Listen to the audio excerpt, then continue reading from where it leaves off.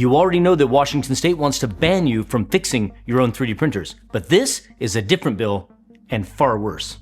In 48 hours, the state of Washington is scheduled to vote on a bill that does something that we used to think was impossible. It doesn't just ban a physical object, it doesn't just ban a specific tool. For the first time, it attempts to ban a file. If this passes, having specific arrangements of ones and zeros on your hard drive won't just get you fined, it could label you a criminal. You don't have to print it, you don't have to share it, you don't even have to know how to use it, you just have to possess it. We are watching the birth of digital contraband, and if you think it stops at the state line or stops at 3D printing, my 20 plus years in information security and as a professional hacker tells me you have not been paying attention. Let's get the legal definitions out of the way immediately, because the language in House Bill 2320 is absolutely terrifying for anyone who works with computers. The bill explicitly creates a new category of contraband called Digital Firearm Manufacturing Code. Let's take a look at the bill. This is the exact text from Section 1, Subsection 11. Digital Firearm Manufacturing Code means any digital instructions, code, or data that may be used to program a three-dimensional printer, CNC milling machine, or similar machine to produce a firearm or unfinished frame or receiver. Did you catch that? May be used. That is the most dangerous phrase in this entire document. It doesn't say that the code must be used. It doesn't require the code to be complete. It doesn't even require the code to be functional. If you have a snippet of G-code, a corrupted STL, or an unfinished CAD project that may be used to create a part of a frame, that data is now legally radioactive. They aren't banning the act of printing, they are banning the potential of the file itself. But here is where they flip the legal system completely upside down. Historically, in the United States, the burden is on the state to prove you intended to commit a crime. This bill changes that. It introduces a rebuttal presumption of criminal intent. Okay, now let me show you the text from Section 3. In any prosecution under this section, proof that the defendant possessed Digital Firearm Manufacturing Code creates a rebuttal presumption that the defendant intended to use the code to manufacture a firearm or unfinished frame or receiver in violation of this section. Read that again. Creates a rebuttal presumption. Here is what that means in plain English. If you possess these files, the state does not have to prove you were going to print a gun. The state assumes you were. The burden of proof shifts from them to you. You are effectively guilty until you are proven innocent. You do not need to have a 3D printer. You do not need to have any plastic filament. You just need the data to be considered a presumptive criminal.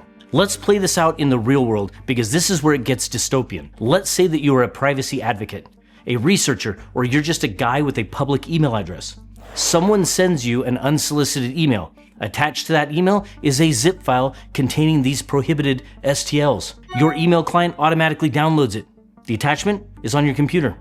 Congratulations, you are now in possession of digital contraband. Under this text of this bill, that possession creates a presumption that you intend to manufacture or distribute illegal items. You didn't ask for it, you didn't print it, you might not even know it's there, but the data is on your hard drive, and the law says that makes you a suspect. But Loyal, I don't print guns. I just print cosplay armor, sci-fi props, and maybe some airsoft accessories. I'm safe, right? Wrong. This is where the broad language of may be used creates a trap for every single maker in this state. Think about the files on your hard drive right now. Do you have a Picatinny rail for a Nerf blaster? Do you have a stock for an airsoft toy? Do you have a sci-fi prop from a video game that happens to use realistic dimensions? Many airsoft parts and real steel parts share identical dimensions. A 3D printed vertical grip for an airsoft toy fits on a real rifle. A printed slide for a cosplay prop might contain geometry that matches a real receiver. Under this bill, the state doesn't have to prove that you designed it for a firearm. They just have to prove that the code may be used to produce a firearm part. If your toy file is mathematically compatible with a weapon, you are now in possession of presumptive contraband. You are effectively betting your freedom that a prosecutor and a jury understand the nuance between a toy and a felony. If you are paying attention, this should really piss you off. Innocent people are going to be swept up and turned into criminals, while criminals will continue to do what criminals do, break laws. Now I know what some of you are saying. Loyal, I live in Texas. I live in Florida. I live in the UK. This is a Washington problem. Good luck with that. Well, you are missing the bigger picture. Digital files do not respect state borders, and this bill knows that. This is for all the people in the back of the room that don't think Washington law can affect you in other states or countries. Places like Printables, MakerWorld, and Things will be legally at risk for hosting these files. Why? Because if those files are accessed or used by someone in Washington state, that transaction falls into Washington's jurisdiction. Do you think these companies are going to build complex and sophisticated geofencing systems just to save specific files? No. To protect themselves from a felony manufacturing charge, they won't just block Washington IP addresses. They will simply purge the files entirely. This bill effectively exports Washington's censorship to the rest of the world. If it becomes illegal here, it likely disappears everywhere. This brings us to the most terrifying realization of all. If possession of a file creates a presumption of guilt, weaponizing the legal system becomes trivial. If a bad actor wants to hurt you, they don't need to plant a physical weapon in your car or your office anymore. They just need to email you a generic zip file or host a Trojan horse model on a repository that looks like a fidget spinner, but it contains illegal geometry inside the mesh instead. Once that file is on your hard drive, you are technically in possession of digital contraband. But this isn't just about entrapment, it's about something much more fundamental. We need to be very clear about what the file actually is. The courts have ruled repeatedly that code is speech. Code is language. It is math. It's expression. In the late 1990s, cases like Bernstein versus DOJ established that source code is protected speech under the First Amendment. Design files, CAD data, STL's G-code, they are all the exact same thing. They are simply instructions. They are information. By criminalizing the possession of code, Washington state is attempting to create a new category of illegal speech. If they can ban a file because it may be used to make a firearm, then what happens when they ban a file that may be used to bypass a copyright lock or a file that may be used to encrypt your communications? Once you establish the precedent that the state can criminalize the possession of data, there is no logical stopping point. You might hate what someone says. You might disagree entirely with their opinion, but if you believe in freedom, you must support the right to express it. The moment that we allow a government to say that certain arrangements of ones and zeros are illegal, we have lost the First Amendment.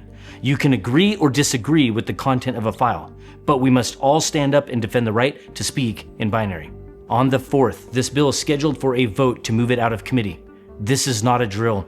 We have it on good authority that this bill is about 75% certain that it's going to make it out of committee. If this happens, it moves to the floor to be discussed and voted on by the full House. This isn't just a fringe proposal anymore. It is becoming an active blueprint. If this bill passes, it validates a strategy that will be copied in every other state. It validates the idea that your hard drive is subject to inspection. It validates that the idea that you can be presumed guilty based on files in your downloads folder. This isn't about 3D printing anymore. This is about the right to possess information. If you live in Washington, I'm asking you to contact your state legislators right now. Tell them that HB-2320 is an attack on free speech, on innovation, and on every honest maker who uses code and machines to build their world. And if you don't live in Washington, you are not off the hook. These bills are test balloons. If they pass it here, they will be copy-pasted into your states and nations next. So share this video with everyone you know who cares about technology, privacy, and freedom. Post it in your Discords, your Reddit communities, your maker groups. Do not let a bill like this pass or die in silence. And when you are done, I want you to go watch my playlist called The War on 3D Printing. It will show you that this is not an accident and it is not going away. This is a coordinated effort to criminalize ownership, to criminalize self-reliance, to criminalize curiosity. They are not just coming for the firearms, they're coming for the printers, for the files, and for the people who dare to use them. If you want me to continue making videos just like this and defending our right to make, consider becoming a channel member, join the resistance tier. As for me, I am not deleting my files, I am not scrubbing my hard drive, and I am certainly not accepting the premise that math is illegal.